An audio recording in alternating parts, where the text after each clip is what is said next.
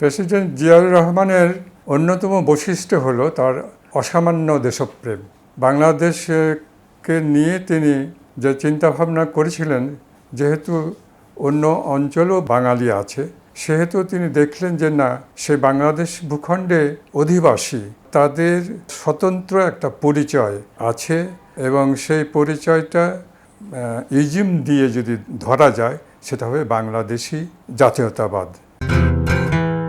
President Ziaur Rahman Bangladeshi জাতীয়তাবাদ সেটার প্রবর্তক বলা হয় তাকে। আমরা দেখলাম যে জুলাই গণ অভ্যুত্থানে বাঙালি থেকে বলা, তুমি কি আমি কি বাংলাদেশ বাংলাদেশ, এই যে বলা হতো যে বাঙালি জাতীয়তাবাদ বা বাংলাদেশি জাতীয়তাবাদের প্রবর্তন করলেন জিয়াউর রহমান, এবং তার দেশপ্রেম যে চিন্তাধারা ছিল এবং তিনি যেভাবে রাষ্ট্রনায়ক হিসেবে মানে মুক্তিকামী মানুষের একটা বাতিঘর হিসেবে আবির্ভূত হয়েছিলেন।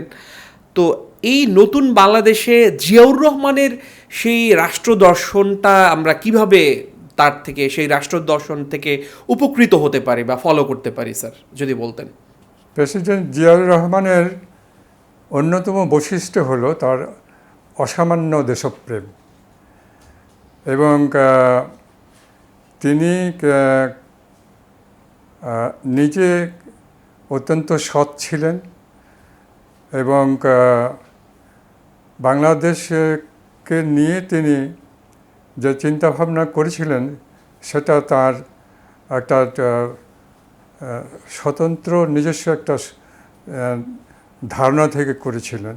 এবং সেটা হলো এই যে বাংলাদেশের যে ভূখণ্ড, এই ভূখণ্ড ভিত্তিক একটা জাতীয়তাবাদ, ভাষা ভিত্তিক একটা জাতীয়তাবাদ, যে ভাষাকে কেন্দ্র করে আমরা বাঙালি জাতীয়তাবাদের উত্থান ঘটেছিল, প্রকাশ ঘটেছিল।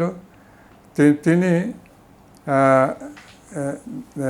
দেশ বিভাগের পরে যেহেতু অন্য অঞ্চলেও বাঙালি আছে, সেহেতু তিনি দেখলেন যে না, এই ভূখণ্ডের, যেটা পূর্ব পাকিস্তান ছিল, পরে বাংলাদেশ হয়েছে, সেই বাংলাদেশ ভূখণ্ডে যে অধিবাসী তাদের স্বতন্ত্র একটা পরিচয় আছে এবং সেই পরিচয়টা কোনো ইজিম দিয়ে যদি ধরা যায় সেটা হবে বাংলাদেশি জাতীয়তাবাদ। এই দৃষ্টিভঙ্গি, এবং এটা একসময় বাঙালি জাতীয়তাবাদ না বাংলাদেশি জাতীয়তাবাদ, এই নিয়ে একটা বিতর্ক হয়েছিল। কিন্তু এক শ্রেণীর বুদ্ধিজীবী বা এক শ্রেণীর মানুষ তো বাঙালি জাতীয়তাবাদটাকে ধরে রেখেছিলেন। কিন্তু আমার ব্যক্তিগত অভিমত হলো যে বাংলাদেশি জাতীয়তাবাদের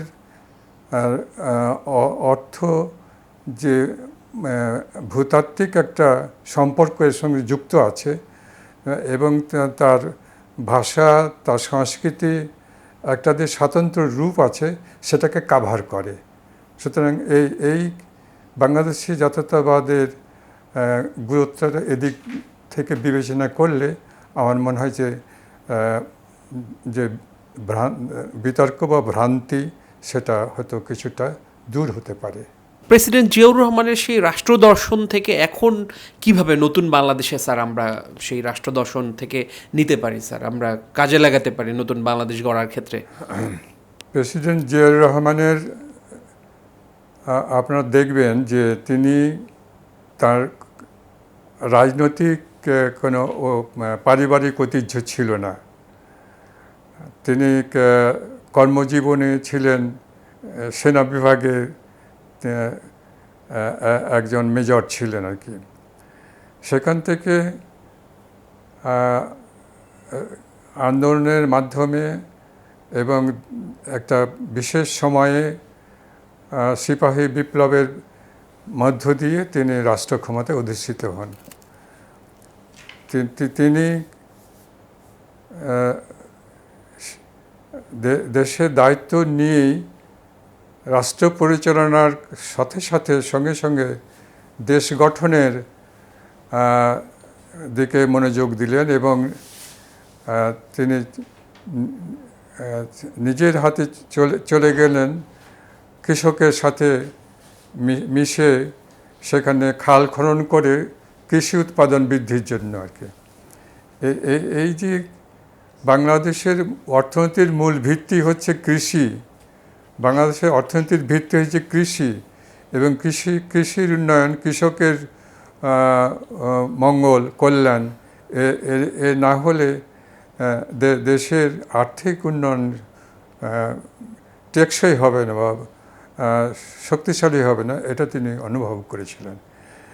এই জন্য তিনি নিজেই কোদাল এবং ঝুড়ি নিয়ে খাল খননে চলে গেছিলেন। এটা কোনো রাষ্ট্রনায়ক কোনোদিন করেনি, কোনো দেশেও করেনি।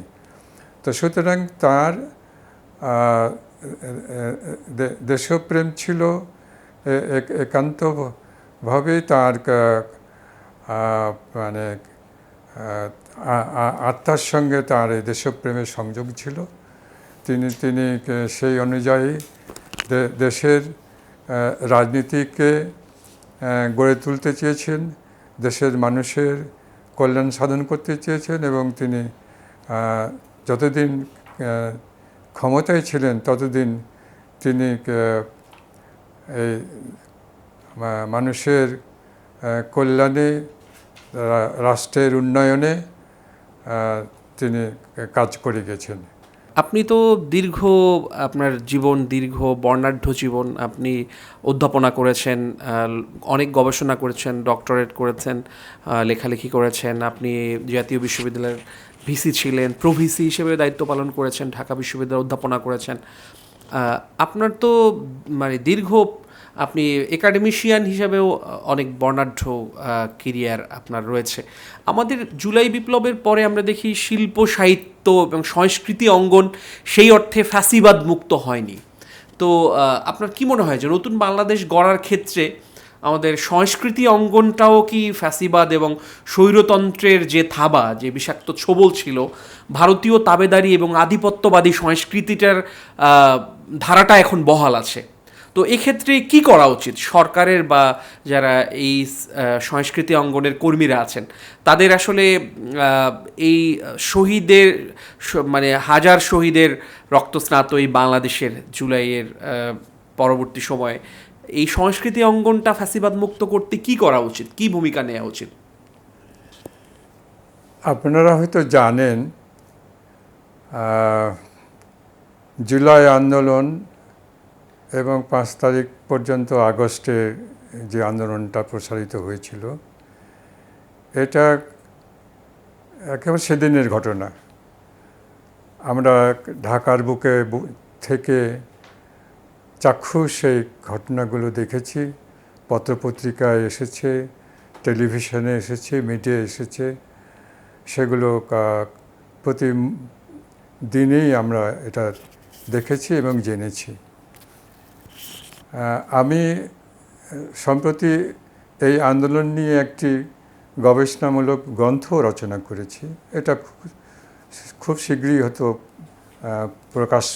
প্রকাশিত হবে।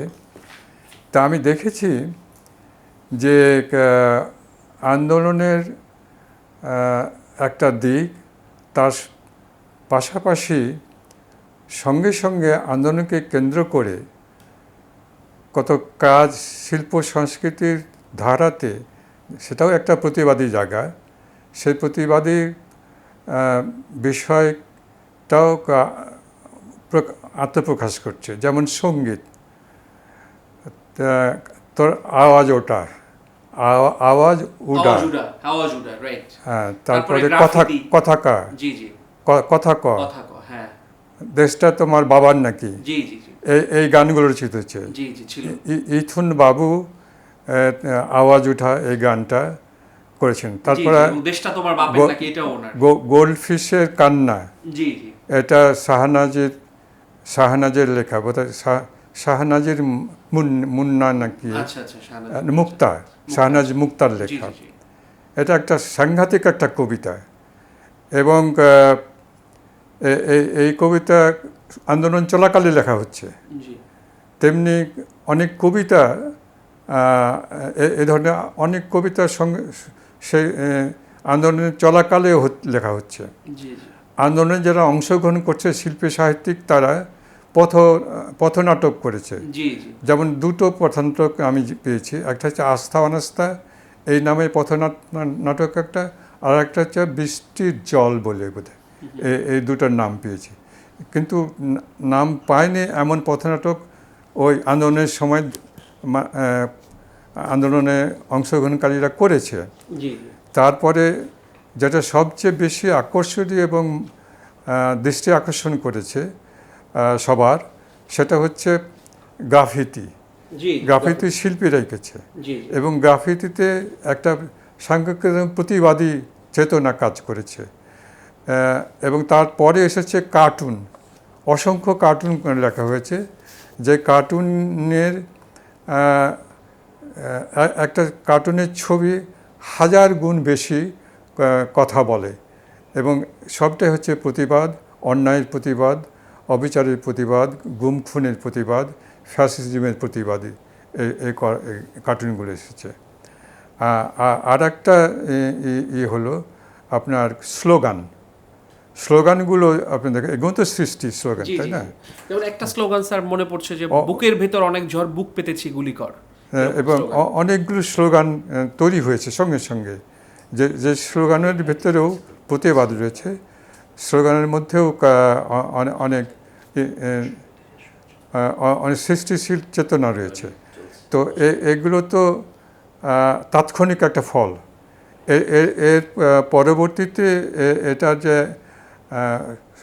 হারিয়ে যাবে তা না, এটার একটা কন্টিনিউশন অবশ্যই আছে এবং এখনকার অনেক লেখার মধ্যেও তা কবিদের মধ্যে তা পাওয়া যাচ্ছে। তবে গল্প উপন্যাস লিখতে একটু সময় লাগবে, সেই সময়টার জন্য আমাদের অপেক্ষা করতে হবে।